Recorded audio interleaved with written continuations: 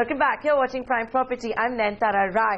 We're today putting the spotlight on Gurgaon as Haryana Chief Minister Manohar Khattar has decided to increase FAR by 1.5 to 2 times along the transport corridors, that's the metro and the NH8. The Gurgaon property market, like we've been pointing out to you here on the show over the last few weeks, has been going through an extremely lean period, with experts on the show saying it's perhaps been one of the worst performers in the country. The Millennium City's share of unsold inventory in the National Capital Region has been the highest at 30,000 units. Increased FAR means more supply in an already oversupplied market. How can you exit your investments when buyers know, potential buyers know, prices will have to head down in anticipation of that extra supply? Is this the right time to enter? Will this not ring the death knell for Gurgaon's crumbling infrastructure? I find out more with international property consultant JLL. Rather than having a lot of development further down the road where infrastructure is absolutely non-existent, at least what the government is trying to do is release more FAR so that more money and the cost at which they are releasing it, there is an infrastructure augmentation charge that they are levying for developers who are going to avail of the higher FARs, which will inevitably help them in creating more infrastructure and creating it a little better. That said, I think it's also imperative to understand that it's not just transit corridor or the transit infrastructure which makes up the entire infrastructure life cycle. There is a lot more to be done with respect to water and power, and I think they need to have they need to focus on these aspects as well. So, Rohan, just how cheap or expensive is this infrastructure augmentation charge that you talked about that builders have to pay if they want to avail the extra FAR?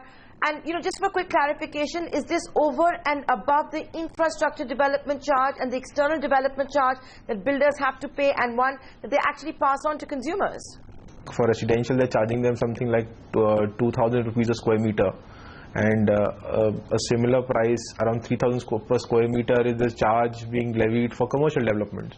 For ITS, it's lower at 500 rupees a square meter. So if you were to look at these costs, and these are in addition to the cost that the normal cost that a developer pays for enhancement of FAR, license charges, EDC, IDC, all those remain the same. So to that extent, the levy on the developer is a little on the higher side. And what do you make of the timing of this increase in FAR? Let's be honest, infrastructure in Gurgaon is crumbling. We see traffic snarls every day. Road construction has been extremely slow. The rapid metro, that seems to have come to a grinding halt. Pollution is on the high thanks to all of these construction activities. What do you make of this move by the government? Correct. No, I agree with you. So the whole idea behind the policy is not about the road network, it's more with the mass transit network, which is the metro and the rapid metro. You currently already have the metro line operational in parts of Gurgaon and Faridabad. There is more extension of the metro planned within Gurgaon. Again, along the Dwarka Expressway, you have the rapid metro under construction and developed already. That is already extending till the end of the Golf Course Road. You have a similar rapid metro network lined along the Golf Extension Road and the Southern Peripheral Road. But the fact is that Gurgaon is one of the worst performing property markets in the country. Transactions, the number of transactions are very low. Builders have not cut down prices to the levels consumers would want them to. It's considered to be overheated. So is this the right time to increase supply? I think when you say it's one of the worst performing market, I think you're probably referring to residential, and I think the volumes have tapered down only in the residential side, but overall if you see, the market is doing phenomenally well in terms of the commercial office space absorption. Now all these corridors that we currently speak about have enough commercial development already there and ongoing, and this is where most of the traction in terms of occupier interest is directed currently.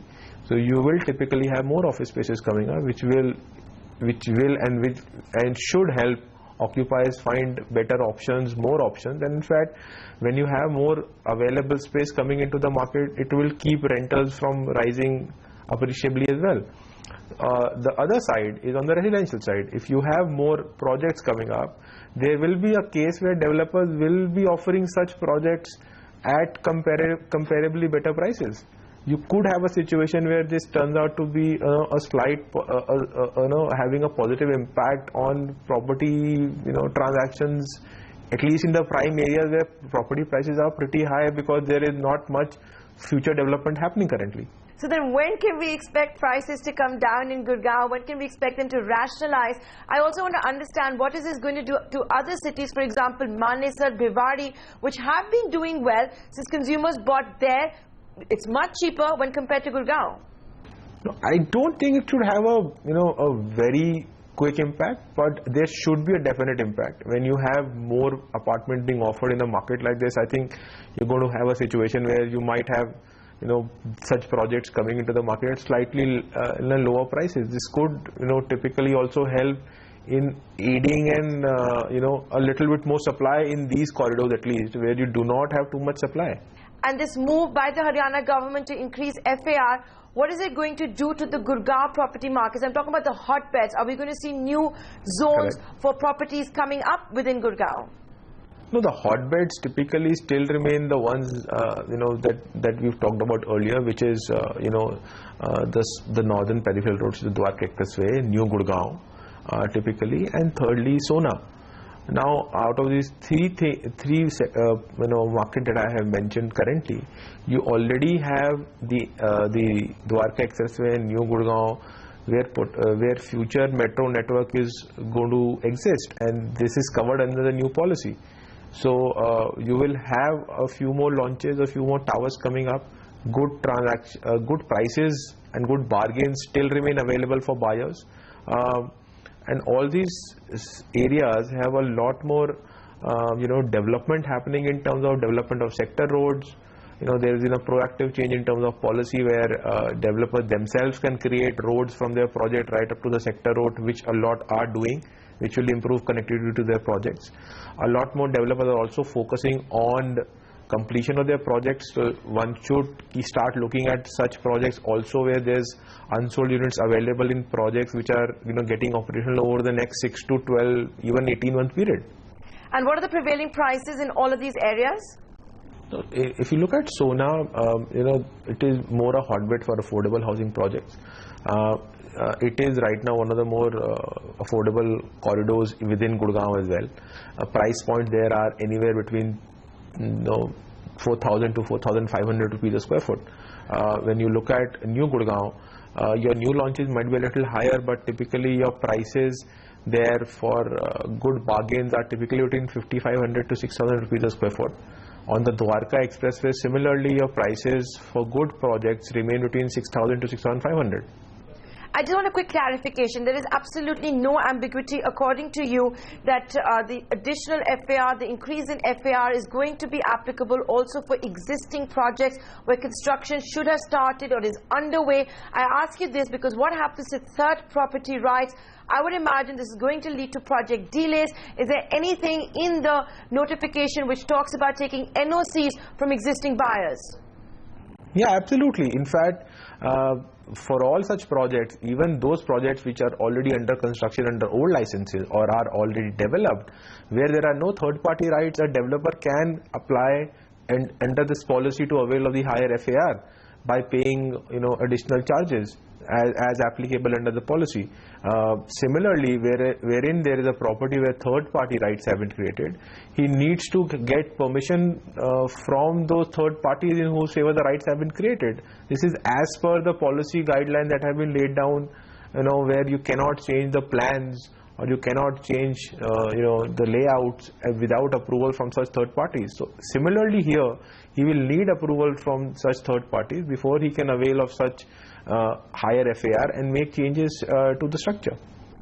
The notification is not gazetted, so let's see what the Haryana government actually talks about. For the percentage of buyers that will have to give NOCs, is going to be 50% of the buyers, 75% of the buyers, or all 100%. So that, I would imagine, would not be very feasible. My final question to you, what would your advice be to all of those that are looking to buy properties in Gurgaon today? I think what one needs to consider is that obviously where third-party rights are created, the developer will have to go to such buyers to seek their prior permission before he can avail of such a benefit. In other cases, wherever somebody else is a new buyer going into a market like this, he should make sure whether the developer is going to apply under this policy or has already applied. I think you won't have too many people already applying because it just got notified a couple of days ago. But I think it is important that any new buyer going into a project should make sure what is the actual development potential that a developer is looking to make in a project.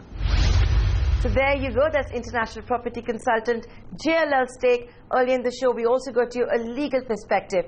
Here's our take. The main beneficiaries will be the developers that have already developed projects or are holding land in the vicinity of such transit corridors in Gurgaon. Consumers that bought properties will be the losers. They're likely to see the valuation of their properties go down. The other losers will be those that are already living in all of these parts of the city, as they will have to grapple with deteriorating infrastructure and increased construction activity. Incidentally, the Noida Authority has come out with a discussion paper to increase FAR along wide roads. And with that, we're going to wrap up this edition of Prime Property. Do remember, you can always email us your feedback, send us your queries, or even experiences with builders that you may want to share. Our email address is primeproperty@network18online.com. You can also tweet me. See you same time next week.